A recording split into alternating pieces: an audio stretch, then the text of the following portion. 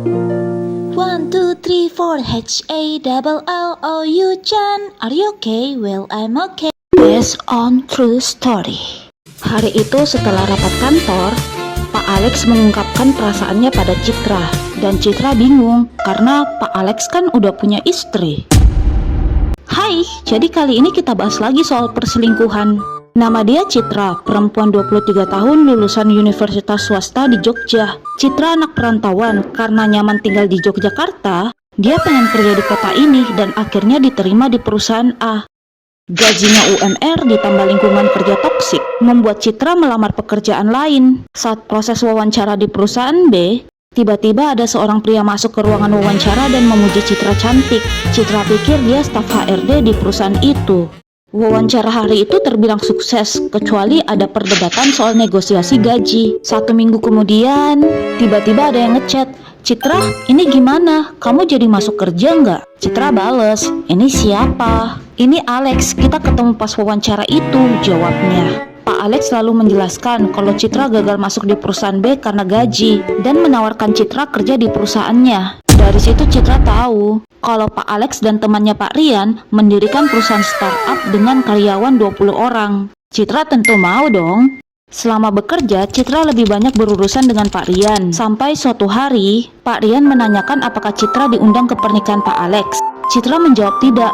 Pada saat itu, Citra merasa biasa saja. Tapi beberapa bulan kemudian, Citra dan Pak Alex bekerja di satu proyek yang sama.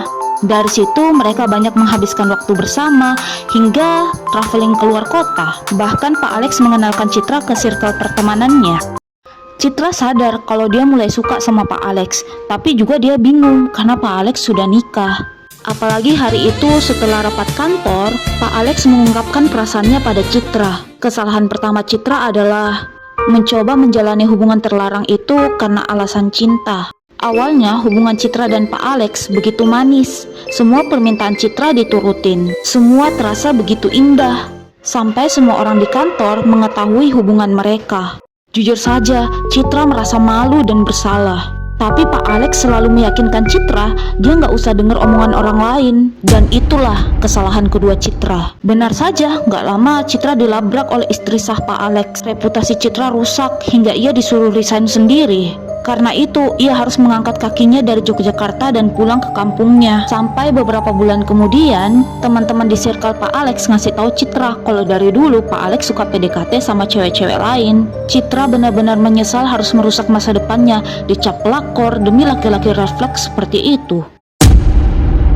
Begitulah cerita POV dari para pelakor. Sudah tahu dia nikah, tapi berkedok sama-sama suka, malah dijalani. Dan yap, akhirnya tragis. Terus gimana dengan orang yang belum kena balasannya? Tenang, kan ada siksa kubur. So, see you next time. Guys, jangan lupa untuk subscribe, komen, dan like. Oi, oi, oi. Berisik.